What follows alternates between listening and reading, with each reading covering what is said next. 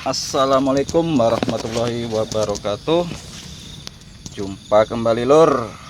Gimana kabarnya lur? Semoga kita semua masih dalam lindungannya ya lur ya.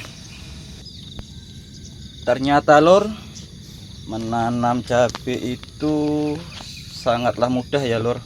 Biarpun untuk pemula seperti saya. Cuman yang susah itu adalah merawatnya. Bagaimana tanaman kita bisa sehat tanpa adanya serangan hama maupun penyakit sampai panen? Itu yang susah.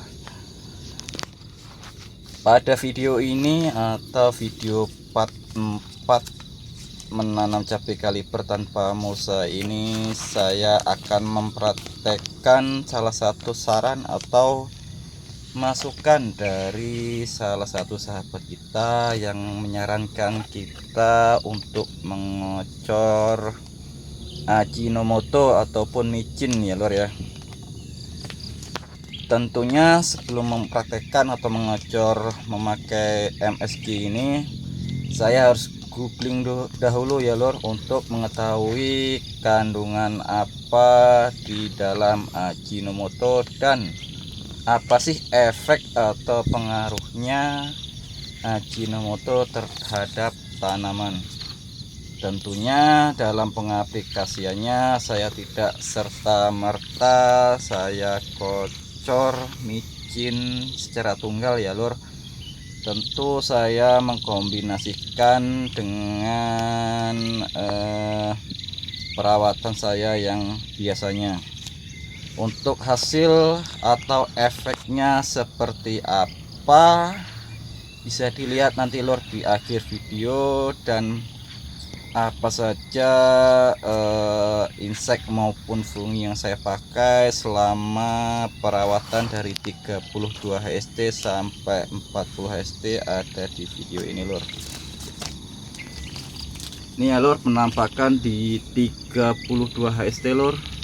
Emang bener sih lor, cabang dan biarpun enggak semuanya ya lor ya, cabangnya sudah banyak yang keluar dan bunga pun sudah banyak bermunculan. Tetapi yang jadi masalahnya adalah ketinggian cabai ini lor. Tingginya masih sekitar 20 sampai 20 cm kerdil ya lor ya. Maaf lor, masih pemula, jangan dibully ya lor. Tapi yang saya harapkan para suhu bisa memberikan masukan, karena sejujurnya video ini berisi tentang pengalaman pribadi saya belajar menanam cabai. Untuk para senior maupun suhu maupun teman-teman yang menonton ini, mohon dilihat dan diamati apakah Ajinomoto ini mempunyai efek atau pengaruh terhadap tanaman atau tidak ya lor. Kemudian mohon masukannya, apakah micinnya kurang banyak atau yang lainnya. Tentunya di 32 SD ini setelah kemarin dilanda hujan ekstrim, saya mengaplikasikan di Ten dan Avidor, karena di umur 15 sampai 30 HST kemarin diguyur hujan terus setiap hari ya lor. Dan bisa dilihat di awal-awal video tadi, daun-daun sudah mulai terserang bercak daun ya, daunnya kuning-kuning, bahkan bercak-bercak hitam. Di 32 SD ini mumpung cuacanya cerah ya lor, pagi ini saya menyeprai di sekitar jam 7-an ya lor. Sebelum berangkat nguli saya sempatkan menyeprai dahulu. Biarpun embun masih membasahi daun, tetapi ya gimana lagi ya lor, yang penting saya spray ya lor. Karena penyepraian terakhir kemarin, atau tepatnya penyepraian pertama kemarin di umur 25 HST, baru saya spray di 32 HST lagi. Ini kemudian sorenya masih di hari yang sama saya kocor menggunakan Manohara, karena berdasarkan komen atau masukan dari sahabat kita kemarin di kolom komentar untuk mengocor menggunakan kalsium agar pertumbuhan akar sehat kembali ya, karena kemarin di 30 dari 15 sampai 30 guyur hujan terus, kemungkinan akar pada membusuk ya lor. Kemudian di esokan harinya di umur 33 HST lor, langsung saya berikan pupuk NPK 16 1 gelas dan micin atau Ajinomotonya 1 sendok makan. Di kolom komentar kemarin menyarankan 2 sendok makan, tetapi saya pakai 1 sendok aja dulu lor.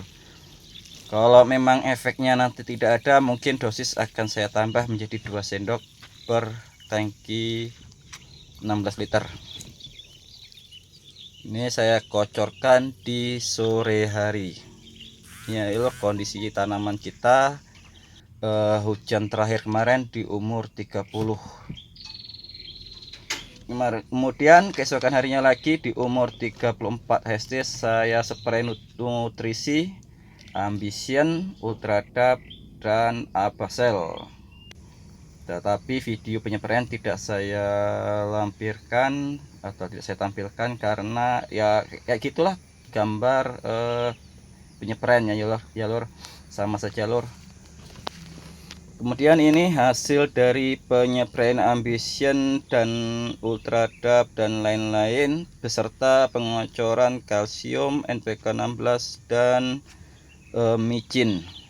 Ini lor efeknya, mohon diamati apakah efek atau pengaruhnya lumayan terlihat atau tidak lor ya. Ini 40 HST lor. Jujur aja lor, emang pertumbuhannya sedikit terlambat atau kerdil, karena bisa dilihat tingginya masih sekitar 30 sampai 35 cm di umur 40 HST ini, walaupun terlihat daunnya hijau mengkilat.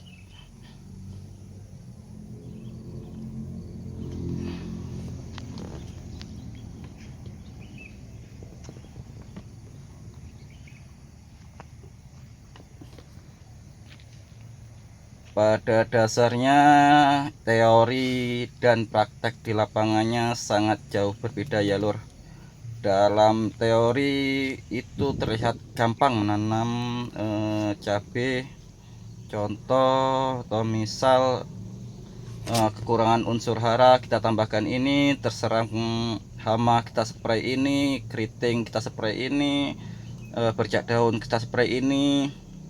Dalam umur 20 HST harus tingginya sekian dan umur sekian harus kocor ini. Tetapi kenyataannya dan di lapangannya tentu berbeda. Mungkin waktunya nyepray kita tidak bisa nyepray karena cuaca, waktunya ngocor kita tidak bisa ngocor karena hujan terus dan lain-lain, sehingga mengakibatkan pertumbuhan cabai kita tidak sesuai dengan apa yang kita harapkan.